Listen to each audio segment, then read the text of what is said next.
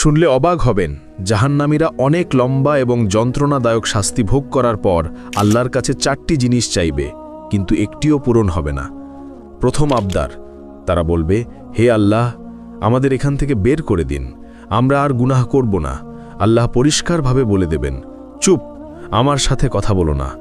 তখন তারা বুঝতে পারবে যে তারা আর কখনো এখান থেকে বের হতে পারবে না।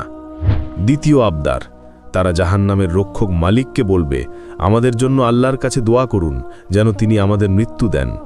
মালিক সঙ্গে সঙ্গে উত্তর দেবেন না, 1000 বছর পর বলবেন, তোমরা এখানেই চিরকাল পড়ে থাকো। তৃতীয় আবদার, তারা শাস্তিদাতা ফেরেশতাদের বলবে, অন্তত একদিনের জন্য আমাদের শাস্তি হালকা করে দিন। ফেরেশতারা বলবেন, তোমাদের কাছে কি স্পষ্ট পথ নির্দেশ নিয়ে রাসূলেরা আসেননি? তারা বলবে, হ্যাঁ।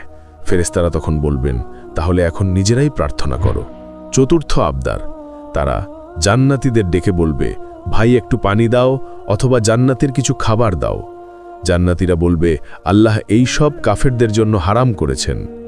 সবশেষে আল্লাহ বলবেন, আজ আমি তোমাদের ভুলে যাব, যেমন তোমরা আমাকে ভুলে গিয়েছিলে। এই সব শুনে এখন থেকেই সঠিক পথ ধরো, কারণ মৃত্যুর পর আর কোনো প্রত্যাবর্তন বা দ্বিতীয় সুযোগ নেই। আল্লাহুম্মা কিনা আযাবাহ জাহান্নাম, হে আল্লাহ, আমাদেরকে জাহান্নামের শাস্তি থেকে রক্ষা করুন।